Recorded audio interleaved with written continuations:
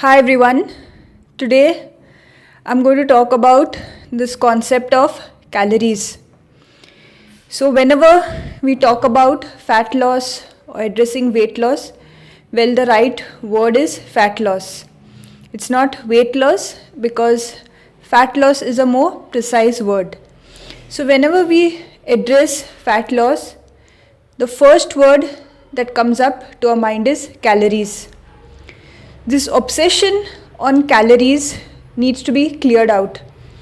So when we get a thorough understanding or detailed idea of the approach towards fat loss, then definitely this word, this obsession on calories will not matter. Now I've just written some food and I've mentioned the calories. So 2 slices of bread is 64 calories. So same with the other foods, more or less the same amount of calories, right? So 1 whole egg is 78 calories. 25 grams of paneer, 80 calories. So it's more or less the same amount of calories that I have displayed. Chicken leg, 76 calories. Biscuits, 2 biscuits, 76 calories. Veggies 100 grams, 65 calories, and fruit juice, which is 100 ml, is 72 calories. 1 donut, 81 calories. So whenever we talk about fat loss, ways and means of reducing your fat, the first thing that strikes our mind is calories. So how to curtail our calories? We always talk about calories in and calories out. So you consume less calories that you require, so you be calorie deficit, or you start burning more calories, start exercising, burn that fat and deprive yourself from that amount of calories, and that is how you reduce weight. But we need to get things clear that the right approach towards fat loss is required. So weight is not the right word to be used. The right term is fat loss, because weight consists of your entire body weight. Like it consists of your skin, water content, muscles, bones, fat, all of that. So when you address it as weight loss, you're talking about the entire weight of the body, right? But when you target only fat loss, your muscles remain intact and you're targeting only the fat. So muscles, you all know that it has a defined shape. You can't change it. But whereas fat, it has an undefined shape. So when you just target the entire weight, then you become weak. You are low in energy and you don't have a defined shape, like your body starts sagging. Because fat doesn't have a defined shape, it's just a mass, right? So when you target only your fat and the muscles are intact, you get a toned body. So that myth of ours is cleared out. So now one by one, let us talk about all the myths and the wrong notion that we have about fat loss. So calories doesn't matter because all of these food, it contains more or less the same amount of calories. But it is very different because its chemical composition is different. Now, the body is not made to recognize or to identify calories, because the human body is not a machine, but it's a living organism. And any living organism in nature, including us, we only know to react. We react to the food, the chemical composition of food, and we react through hormones, just like any living organism. So we are not designed or made like a machine to count or to analyze calories. But we have hormones that will decide when we are hungry and when our stomach is full. So these are the deciding factors. Now, if you have suppose 2 slices of bread, that is around 64 calories. It is very different to eating 1 whole egg, which is more or less the same amount of calories. Because now bread, right, it consists of starch. So starch, and starch, when it is digested in the body, it is broken down to glucose. So before talking about and being obsessed with that calories and counting of calories, we need to understand that what the food consists of, the composition, the food that we eat, what it is broken down to in our body during the process of digestion. So starch, okay, which is present in bread, rice, chapatis, idli, all of this is consists of starch, and starch is broken down to glucose. So when glucose enters the body, it activates insulin, and insulin is a hormone that helps in regulating the blood glucose level. Now when there is a lot of glucose in the body, insulin increases, okay, and it brings down this glucose level to normal. Now when there is a lot of glucose supplied, then some portion of it gets stored in the liver as glycogen, some portion in the muscles as glycogen, and the surplus amount gets stored into your adipose tissue, triglycerides. So understand that eating 2 slices of bread is not the same as eating 1 whole egg, or it's not the same eating 25 grams of paneer, or it's not the same having 2 biscuits. The calories no doubt are the same, but it is very different, because your body will react to it very differently. The time it takes to digest, how the body reacts with it, all of this needs to be understood in depth. So whenever you talk about food and nutrition, it is not only about the calories, right? It's not about counting of all these calories like a data handbook. It is about understanding the biochemistry. It's like the correlation of food with the human body. So the food of science and its relation with the body, how the reactions take place. It's all explained in detail through biochemistry, through the metabolic pathways. Now I'll explain to you all one by one with my upcoming videos. So this is just a brief understanding. Now one whole egg contains equal quantity of protein and equal quantity of fat. So when you supply your body with protein, it takes longer time to digest it. So you feel full, you don't feel hungry. If you try to eliminate the yellow of the egg, the fat portion, and have only the white, that's the only protein, the body will react to it very differently. So when you combine both, you have a whole egg, the fat and the protein, the body will react to it very differently. I'll explain to you all how. When you have protein, again, it has very good amount of fat and protein in that paneer. So it will keep you full for a very long period. So you won't have that hunger cravings and cravings for sweet. It's all because of the biochemistry of the body. Same thing with chicken. Chicken leg has good amount of fat and also protein. 2 biscuits. Now 2 biscuits is never the same as eating that amount of paneer and that whole egg, because it's refined flour. It gets absorbed very quickly, very fast digested. It raises the blood glucose very rapidly and also falls very steeply. I'll explain to you all with the help of a graph. Same thing with a donut and also fruit juice. Now fruit juice, also an important thing we need to understand its composition of food. Veggies. Now veggies, it contains a lot of amount of fiber. So fiber, which is cellulose. The body cannot digest cellulose because we don't have the enzymes like horse or cow. They have the enzymes to digest cellulose. So leafy vegetables like lettuce, cabbage, all of this are cellulose. So they get out of our body in the form of fiber. Fructose. Fructose is present in fruit juice. It is the fruit sugar. So I'll explain to you all how it behaves. Now many people have this wrong notion that I want to reduce my fat. So I want to achieve fat loss. But I don't eat much. I eat very little. So I don't eat much. So it's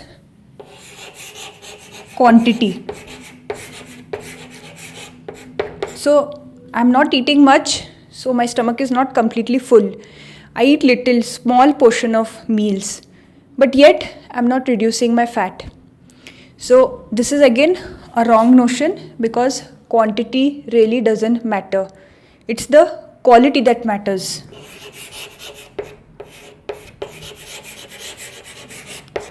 Quality of food. So if you focus on the quality, irrespective of the quantity, then your stomach is full for a long period of time. You're getting that energy, sustained energy, for a prolonged period of time. So that is how you can concentrate on your work. You can get good sleep, because even quantity. Now I eat less night times. I want to keep myself a little light. I don't want to have heavy meals. So I eat less quantity and then I sleep. So remember that your body requires energy even when you're sleeping, because when you're sleeping, your muscles are building itself. You're in a state of recovery. So this also requires energy. And if you sleep empty stomach or eating small portion of meal under the impression that you're going to reduce fat because of the less quantity that you have eaten, you're wrong, you're mistaken. This is a myth, because the quality of food matters, right? The quality of food, what type of food you're eating. Now, for example, the same example I'll take, the 2 slices of bread. Okay, you eat 2 slices of bread and you feel, yes, I've eaten less, I'm going to keep myself very light. Now these 2 slices of bread will give you around that 76 calories, okay, more or less, right, more or less. Now these 76 calories are very different from one whole egg or 25 grams of paneer. Now the reason is because it will behave very differently with your body. Let us understand. This is x-axis and this is y-axis. X-axis I'll depict the time of the day, and your y-axis I'll depict glucose level, glucose and insulin. Now the bread, it consists of starch. Starch is broken down to glucose. So now for your breakfast you have that 2 slices of bread. So it will raise insulin very high and it will fall very drastically. It's a steep slope. So remember that the glycemic index, GI, of bread is very high. So if you're eating now 1 slice of bread, 1 slice of bread is equivalent to 5 teaspoons of sugar. So you're not having sugar directly, but yes, this 1 slice of bread is broken down to equivalent to 5 teaspoons of sugar. So the bread is not sweet, you're not having added sugar, but it is broken down to glucose. And the glycemic index of bread is definitely greater than the glycemic index of sugar. I'll tell you why. We need to understand the chemical composition of food for all of this. So now around 9-10 o'clock for your breakfast you have, and it falls down by 11 o'clock. So at this time, now at this period, you're getting cravings. At this time, your stomach was completely full. You were full of energy and it fell down very quickly. So this is how you should understand the relationship with the food, right? How it gets digested and how it releases energy. Now at this time, you feel very hungry. So like for a break now, in between you have your tea, you may add a little sugar in that, you may have 2 biscuits. So again it increases, and depending on the GI it will react accordingly, and again it falls down.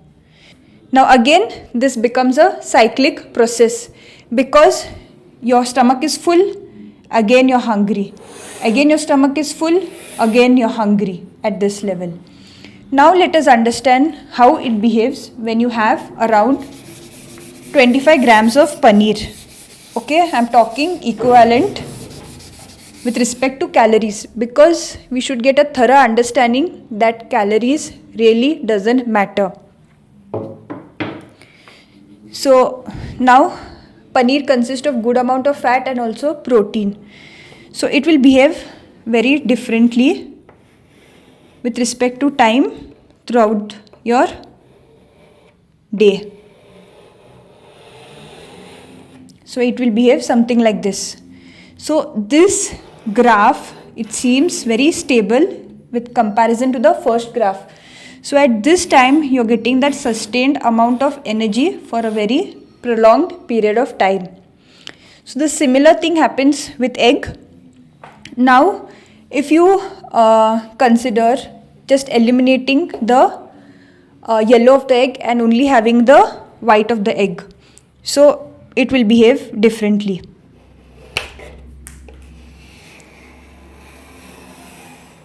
It will behave like this because you're consuming only the protein, and protein does have a very good effect on insulin. When you're having both together in the combined form, it will behave very different. So it is both, whole egg. It's your whole egg because you're including also the fat in it. So you're getting that sustained amount of energy for a longer period of time. So this is how we need to understand that the body cannot identify, it cannot calculate, nor does it understand the food that you eat. Now you eat bread, 2 slices, or you may have 25 grams of paneer, or you may have 2 biscuits. You may say, yes, I'm eating light, I'm having only 2 biscuits. Or you may have, 1 donut. So you say that, yes, I'm having portion control, so I'll have only 1 donut. But the way it behaves with the body is very different, because when it increases and it falls down, at this level you will feel very moody. You will feel low in energy. I'll show you all the reactions that take place. Low energy. You will not be able to concentrate at your work. You will have discomfort.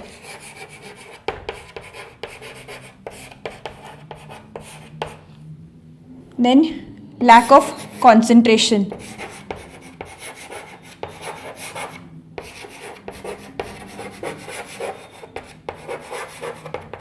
You will feel disoriented, discomfort, lack of concentration, because your brain requires energy, it requires fuel to function. And when there is low energy level in your body, then definitely you will have all these signs. So you will feel also moody, because your brain is not getting that sufficient adequate amount of energy. A lot of discomfort. Then you will also feel lack of motivation. You will feel disoriented because there is fluctuation in the glucose level, which is depicted in this graph.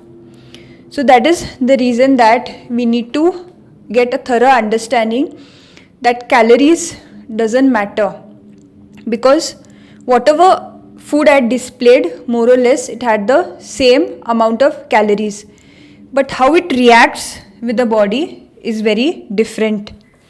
So fat in comparison with protein and carbohydrate has the least effect on insulin.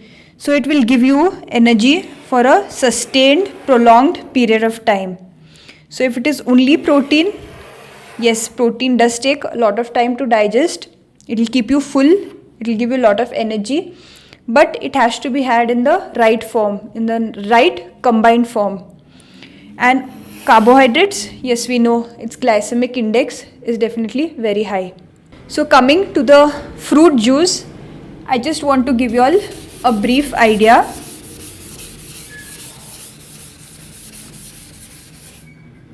Now, fruit juice, also sugar that you consume. So sugar, I'm referring to the table sugar. Now this table sugar, its chemical name is sucrose. And this sucrose is a disaccharide, which means it consists of two molecules, which is glucose and fructose. Now, table sugar, its chemical name is sucrose. Sucrose, which is a disaccharide, it consists of glucose and fructose. Now, we need to get a thorough understanding that glucose metabolizes very differently in the body and fructose metabolizes very differently in the body.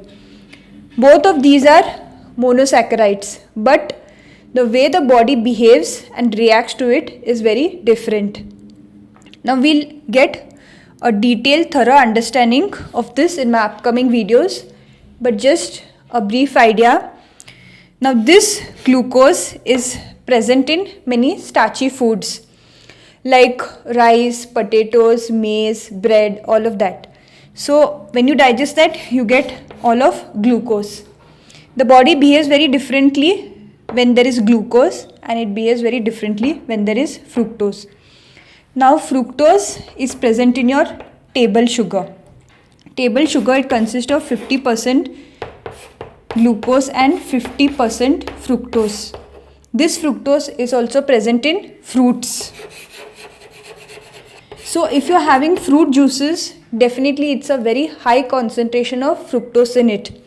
And also if there are added sugars, table sugar, then the concentration becomes very high in fructose. Also high fructose corn syrup. So this also has a lot of amount of fructose in it. Now fructose metabolism, it primarily happens in the liver, and overconsumption, a lot of fructose, a lot of table sugar for a prolonged period of time is definitely going to overburden the liver, and that is how people develop non-alcoholic fatty liver disease. I'll talk about all of this elaborated in my upcoming videos, but just this is an example to briefly understand that the food composition needs to be understood. So glucose and fructose present in table sugar. The fructose reacts very differently, metabolizes very differently, and the glucose metabolizes very differently. So by this, we should definitely get an idea that the calories really doesn't matter, because you cannot categorize our food intake based on the calories, like how much calories are we consuming through certain foods, counting of calories and all of that. It really doesn't matter, but we need to understand the food composition. So when we concentrate on the quality of food and not the quantity, definitely achieving our target fat loss becomes very easy.